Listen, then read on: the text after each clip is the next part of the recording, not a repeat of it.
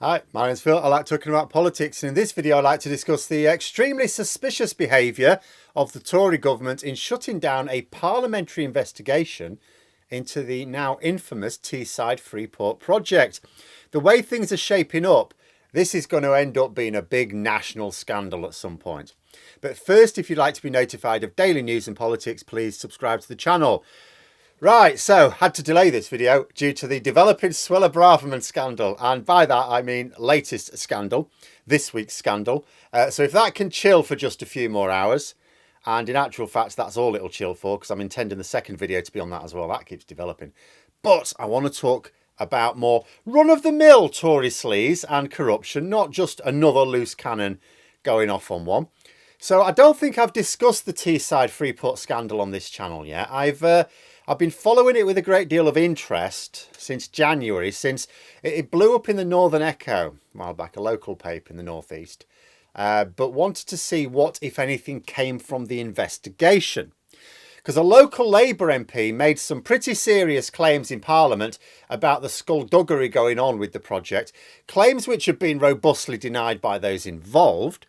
Now, for the purpose of this video, I'm not going to get too much into exactly what's alleged. I'll cover it a little bit, other than a quick review, because that will be for later. Essentially, the allegations are incredibly serious. But until there's an investigation, they're just that. What is of interest right now, what is known right now, is that the claims of corruption have been taken so seriously that the Business and Trade Committee, which is a select committee of cross-party MPs, agreed that the National Audit Office should carry out an investigation. Now, before I go over what happened next, I want you to imagine the situation. You're a couple of businessmen, like conservative businessmen, and you're getting involved in a pretty big way with this Teeside Freeport. And you have the support of local conservative politicians, including the elected mayor, who at the time was a conservative mayor. And you're really excited to regenerate the local area, provide lots of great, secure, well-paid jobs for what is currently a rundown former industrial powerhouse. You're going to make money, of course you are. You're a businessman, you know how to do that. But you're doing it all by the book. Everything is above board because you're completely honest in your business dealings. Would you have a problem with the National Audit Office checking you out? Is there any good reason to be worried about that? The answer really is no, isn't it? All owners of businesses have their books audited from time to time, don't they? It's quite normal. And the larger your business, the more auditing you will get. Should not be a worry at all. And if you were a Conservative minister being asked to sign off on an investigation requested by a select committee of Parliament into this very project, is there any reason to refuse? Because when a Tory minister refuses to sign off an investigation requested by a parliamentary committee because there are accusations that Tory politicians and Tory supporting investors are accused of misappropriating public assets, doesn't half look incredibly dodgy? And that is exactly what's happened. Now, even if the Tory minister thought it was a waste of time, this is a parliamentary select committee they're overruling here, which is dodgy in itself.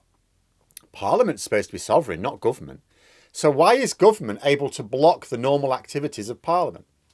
Besides, these freeports are not a run-of-the-mill project. Because of course you could say, political opponents would like an investigation into every single implementation of every single policy. And of course that's not practical. Just because someone calls for an investigation, don't just go, oh yeah, we'll have an investigation. No. But this is an investigation into a very fishy implementation of a completely unproven policy concept. In point of fact, we actually do know how freeports work, and it never works out well for the country or even the local population. But if you're going to claim that it is possible to do some public good with them, yeah, that's unproven.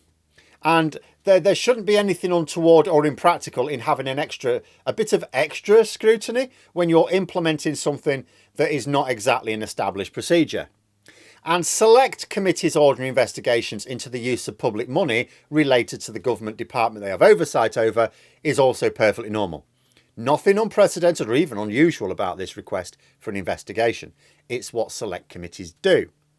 Another example of the Tories centralising power in order to prevent any sort of democratic, public, or in this case, even parliamentary scrutiny about how public assets and funds are being discharged.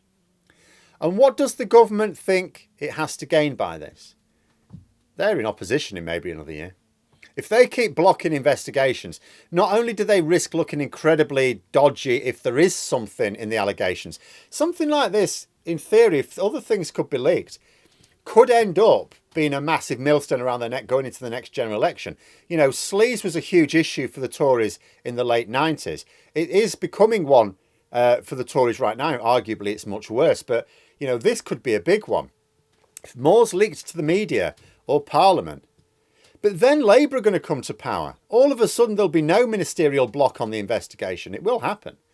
In fact, since the local elections, the local mayor is now a Labour mayor, where it was a Conservative. So even he may have the power to sort of open the books up on this now. So in about a year's time, once the select committees have reformed, because after a general election, the select committees can take a few weeks to form, you know, there'll be a Labour mayor in the area, a Labour government, who'll be perfectly happy for the select committee to launch that investigation. There'll be more Labour MPs in that area as well. And the more aggressively and loudly those involved proclaim their innocence, whilst also blocking all independent investigations, the dirtier and sleazier they are going to look when it all comes out. And you could say, if it all comes out, Phil, we don't know, there are allegations. Absolutely, yeah, if anything comes out. But if there was nothing untoward going on, why the quite extraordinary effort to suppress the investigation? You can understand it. Labour MP claims something in Parliament, says there should be an investigation. Well, that's a backbench MP. The government saying, look, we can't have an investigation every time you ask for one. It costs a load of money. But this is now a parliamentary select committee requesting it, and it's now been blocked. Absolutely no explanation for why the government are going to so much efforts to block this investigation. Because this isn't a case of the government not having an investigation. This is them of actively blocking a select committee investigation. No explanation for that, which doesn't point to a clear attempt to cover something up. And why would you cover something up if there's nothing to cover up? And what will come out? Well, what seems to be worthy of investigation is the possibility that the previous Conservative mayor may have arranged for the private businessman involved in the venture to somehow acquire incredibly valuable public assets for basically a couple £100. Despite the former mayor's protestations, it's certainly something which could benefit from an investigation. And if there is nothing to hide, then the investigation will not find anything, will it? And when this thing blows up, because of course it's going to blow up because they are covering something up, it could be a national scandal, which will put the entire concept of these so-called Brexit Freeports under the microscope.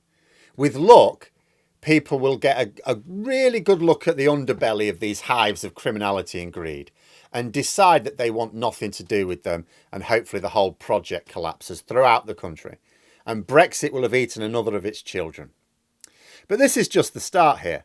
Technically, this started months ago, but the government working to block an investigation is making this very spicy.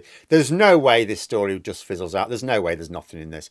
It's just that if the government continue to dig their heels in, and if there's no judicial way around this while the Tories are in government, then, yeah, we could be waiting until after the general election before we really find out what's going on. We may be a couple of years away. But we will find out.